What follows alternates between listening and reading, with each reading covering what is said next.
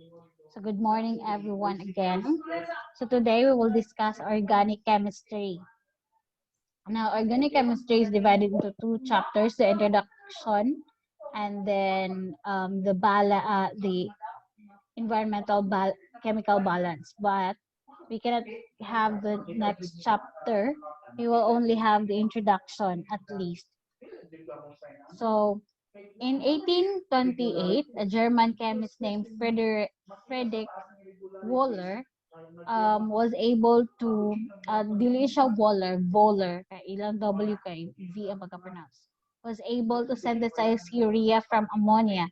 Urea is a substance we found in our urine. That's why we have ammonia in our urine, ammonia cyanide. This discovery showed the possibility of converting a mineral world compound to a living world compound.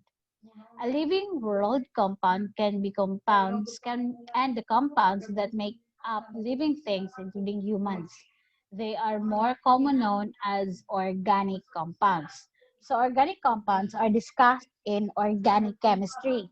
So the organic chemistry is study of carbon-based compounds. Now, not only carbon-based compounds, because there are carbon-based compounds that are not organic. Say, for example, carbon dioxide and carbon monoxide. So later on, we will know why carbon dioxide and carbon monoxide are not considered as uh, organic. So the use of organic compounds to humans and animals, such as eating food and its digestion, is discussed in biochemistry. So organic chemistry solely studied carbon-based compounds, or what we call organic compounds, while biochemistry study how the organic compounds in uh, in human body functions, such as how our body digests the glucose that we eat through our food, the sugar.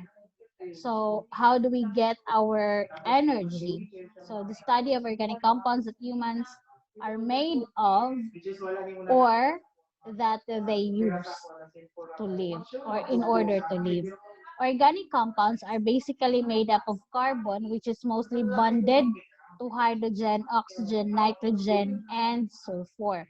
So even though carbon is bonded to oxygen and carbon dioxide, there is no presence of hydrogen. That's why it's not considered as a organic compound. So most of the organic compound has hydrogen with it. We call it the hydrocarbon. Now, carbon is the star element in the organic compounds. Its chemical symbol is C and has an atomic number of 6. It is non-metallic and tetravalent, so making 4 electrons available for a chemical bond. It's special because its atoms can bond to each other to a practically unlimited degrees because of its electron configuration. So, pwede ka actually magsumpay-sumpay ang daghan kaayo nga carbon atoms. So, carbon has this electronic configuration: 1s2, 2s2, and 2p4. Now, looking at this particular electronic configuration, can we say that the atom of carbon really has 4 available electrons to bond? Anybody?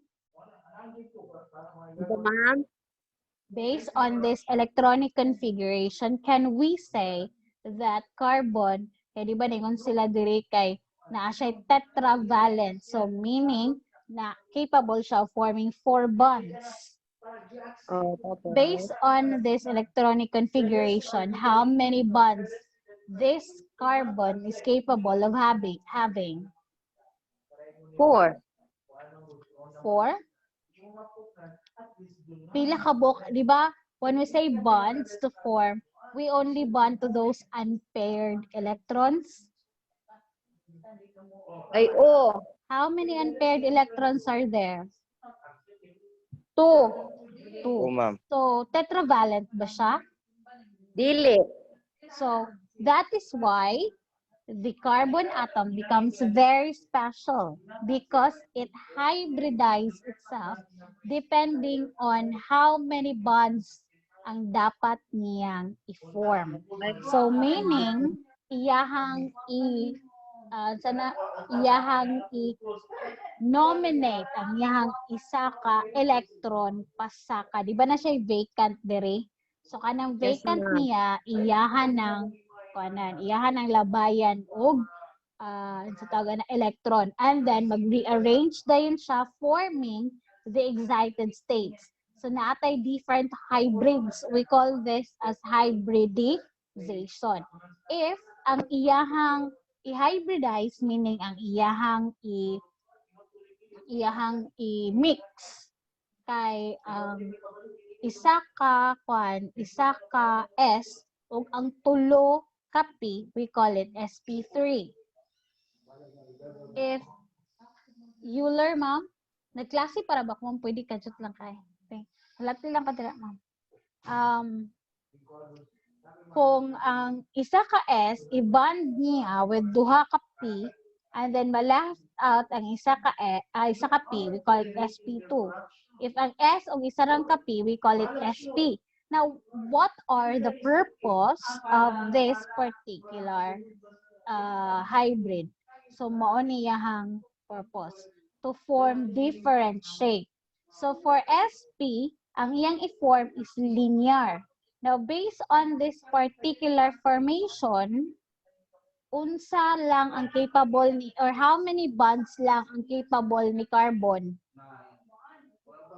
Duha. How about sp2? Tulo. How about sp3? Upat. So, if kaya din niya mag-form og 4 bonds, then tetrahedral ang iyang i-form. Kung nasa triple bond, morning iyahang i-form nga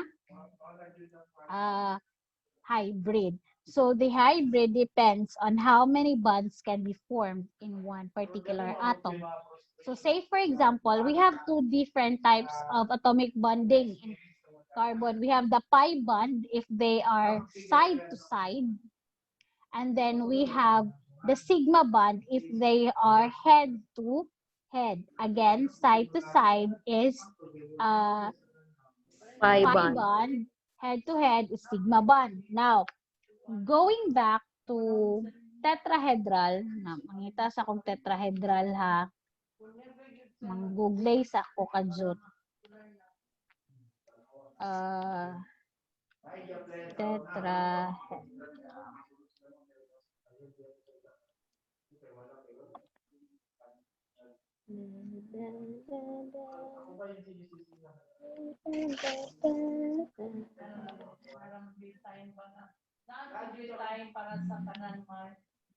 Okay.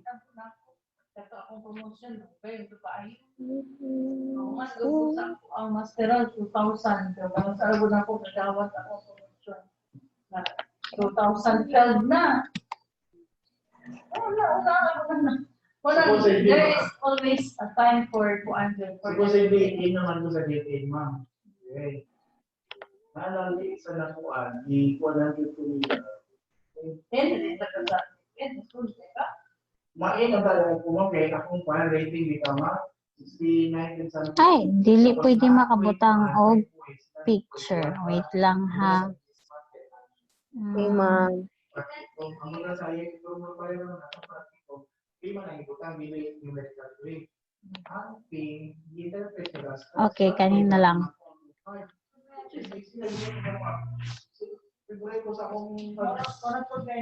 Nyarable, nagklase pa ko bla. Okay, so have you seen this tetrahedral on the side? Kana, ma'am? Makita ninyo siya. Yes, ma'am. Okay. Now, Yes, ma'am. if you have two of this, na kay duha ka buok, nagtapad ani niya, how many bonds could they form? Nagtapad sila, ma'am. Then, Ako na lang drawingon para mas madali ta. sige daw, ma'am. Wait lang ha. So, if you have Nagsikit pag ang isa, ma'am. this, Pasensya na yun sa akong drawing. Sige lang, ma'am. Sorry. Another. Flower, Ay, hindi ma'am. ka tao, uy. Dili, magod, ma'am, kay. Padayon ko. Okay. Dili laing, ma'am. Upat ra ka buok nga klase, ma'am. Unsa na, ma'am? Tetrahedral na sp3. sp3 nga hybrid ni carbon. So, pag sp3, kaniyang form. Now, what if nakay duha ka buok aning sp3? How many bonds ang iyahang ma-form? 8. 8? 8, ma'am. 8. Ha? 8? Upat. Upat? Duha. Kani siya, pwede siya mag side to side, di ba? Ah. So, we call it as the sigma band. Kani silang Ay. duha, pwede sila head to head. Ha? Di ba, ma'am, ang head to head kay Sigma? Yes, ma'am. Ay, sigma, pi band ni. Side to Oh, side. pi ni. band. So, pi band ni siya sa taas. Kani siya diri sa ubos, pwede sila mag head to head. So, sigma band. Kaning din sa gilid, natagilid lang man gud na siya, dapat diri na siya. Pwede ni sila gilid to gilid. So, another pi band. So, how many bonds are formed between this carbon and that carbon? So, there are 3 bonds. So, we Hello, call it ma'am. triple bonds. Again, we call it as triple. Okay. So, their particular hybrid tells us how many bonds can form. So, pag inyong kluan na kay unsay na diri sa iyahang taas. Kung 3 na din ha, buot pa sabot capable siya forming 3 bonds. If 2 na siya din ha, 2 ha lang pod kay di ba? Kung So, SP2, kung natay duha ka SP2, ay, no. Uy, erase. Pwede lagi ko ka-erase. Nga naman. Okay. So, say for example, we have an SP2. Saan siya naging sa drawing, guys? Okay. So, kani siya, ug kana, pwede siya side to side, which is the pi band. Kani silang duha, pwede head to head. ma'am. So, kani sa kay nag-opposite man silang duha, so dili na to mahilabtan, di ba? So, this means this carbon and this carbon has a double bond. Double back. So, dira siya, Bond. double bond. So, si sp2 is capable of forming double bond. How about si sp? Kung sp, iyang form is just a dumbbell, brag infinity, sa nagud na. And then here also is infinity. Now, pila ka buok ang ilang ma-form nga bond for sp? Tara. Tara. Banda, ma'am. Head to head lang, so sigma bond lang, di ba? So, this carbon and this carbon has only one bond. Therefore, we call that, kung isa lang ang bond between two atoms, we call it single Band. bond. So, kung tulo ka buok ang ilang bond, we call it triple bond. Kung duha lang, double bond. Kung isa lang, single bond. Any question? Wala. Now, can an sp form a triple bond? Yes, ma'am. Yes, ma'am. sp hybridized atom Wala, of may carbon can form triple bond? sp. Look at SP. look at how many bonds an sp could form. Ay, SP. Isa ra day, ma'am, oy. Okay, isa lang. So, if we have an sp and an sp3, how many bonds could form? 4. Ay, 3. 3, an Ay, SP, an SP SP, tapos sorry you guys. O isa lang, ma'am. SP3, Isa ma'am, isa lang, SP, ma'am. very good. SP3 and an Isa lang. SP, di ba ang SP kaya form kay na anak raman? Isa lang, ma'am. So, So kana ra head. kanara head to head lang. Ano, ma'am? So, Sigma bond. single bond lang. Yes, single bond lang ang iyang ma-form. How about SP3 and SP2? How many bonds could be formed between those Duha, carbon? ma'am. Side to Duha. side to head. Okay. So, Pi bond o sigma bond. yes, pi band, sigma Sigma band. pi. So, kanirang sa gilid kaya wala man siya sa taas, di ba? How about SP and SP2? Isa ra Isa gyapon. ra gyapon, ma'am. Tara Isa. gyapon. So, dali ra kayo mabalaan ang iyahang types of bonds nga ma-form. So, going back to our class, so that is the purpose why the carbon atom hybridizes its shape to form different bonds. To cater the number of bonds it needs to interact with, or it needs to have in order to connect with other atom of carbon. So again, we have a pi bond, which is side to side, sigma bond, which is head to head. Now, in order for an organic, in order for a carbon to call organic compound, it must have a hydrogen. We call it dihydrocarbon. That's why carbon dioxide is not considered because there is no hydrogen in carbon dioxide nor in carbon monoxide. So, classification of hydrocarbons. So, there are two different types of hydrocarbon. The aliphatic hydrocarbon and the aromatic hydrocarbon. So, again, there are two types of hydrocarbons, the aliphatic and the aromatic. Now, what's the difference between the aliphatic and the aromatic? The aliphatic is just a chain of carbon which has no kanang specific nga area for the single double bond or the triple bond. But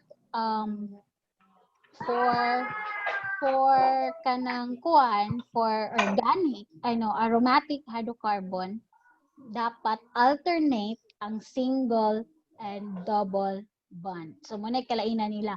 Si aliphatic, magsumpaya ra siya, walay specific kung asa dapat yung ibutang, ang single bond, double bond, triple bond. While for aromatic, alternating si single bond and si double bond.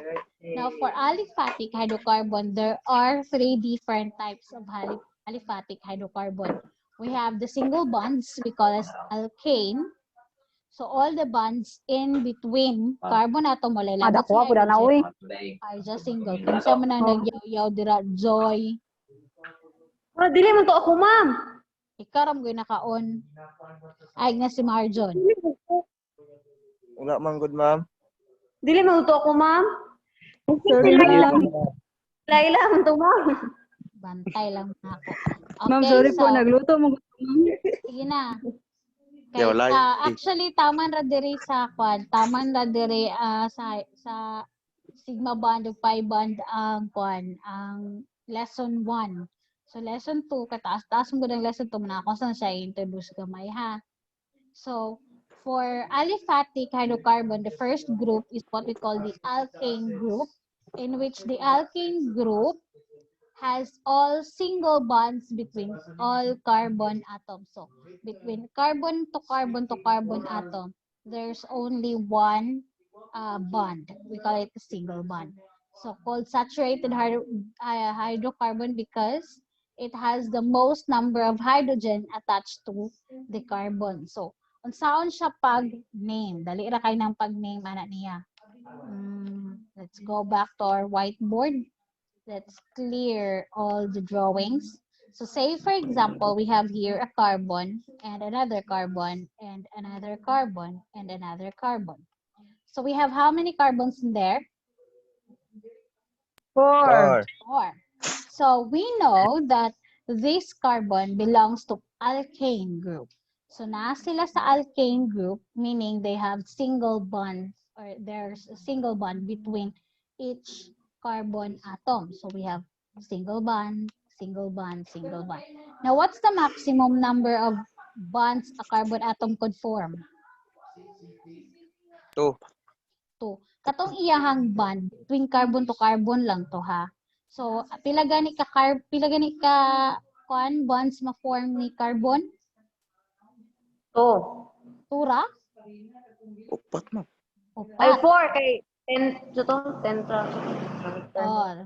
So Ah, kani nga carbon, na naman siya single bond ani nga carbon. Pila na like kulang niya.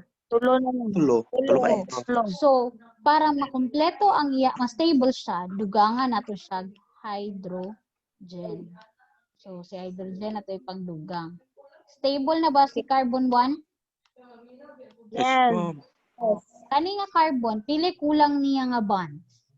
2. Ha. So we add another 2 hydrogen para maparehas sila 4. Kani. Duha. And then kani. How about the last carbon? Lo. So this is how we write a molecule of organic compound. So muna siya gitawag na to expanded form. Again, we call this part as expanded form. Nasabtan? Now, Yes, napo ma'am. tayo gitawag og condensed form. In the condensed form, we just write the carbon, the hydrogens we put there, F3. Pwede po dunahon nimo si carbon, imo lang ilib og space ang hydrogen para makabalo ka og pila ka hydrogen ang imo ibutang. So, C. dira another C. So kani siya nga C kay naman siya duha, and then we have 2. H2. H3. This is what we call the condensed form. Condensed. Tama ba ang spell? We also have this. We also have the stick one. Imong lang tawon ang C lang. Pila ka box C dira? 4. So kanang C, vertex na siya. So 1, 2, 3, 4. Oh, this is the stick form. Kada end sa stick nag-represent sa carbon. So stick form pa ni siya. So kung makita mo mga nani, meaning ana, a chain of carbon. So we have 1 carbon here, 1 here, another here, and another here. Pwede na ito butag lingin-lingin ha, just stick. So, any question? None. So this is how again we write the molecule of, or we complete the molecule of aliphatic hydrocarbon. So next meeting, we will have the naming of the alkane group. So ayaw sa mo pag-answer, mag-klase sa ta straight para, or pwede mo mag-answer sa lesson 1. Ayaw sa lesson 2. This is just an introduction to lesson 2. Ma'am. Okay, ma'am. Okay, any question? Wala na? Okay, ma'am. None. Yes. Module Wednesday, ma'am. Ha? Wednesday, ipas ang module. Pwede next week, anytime next week. Anytime next week.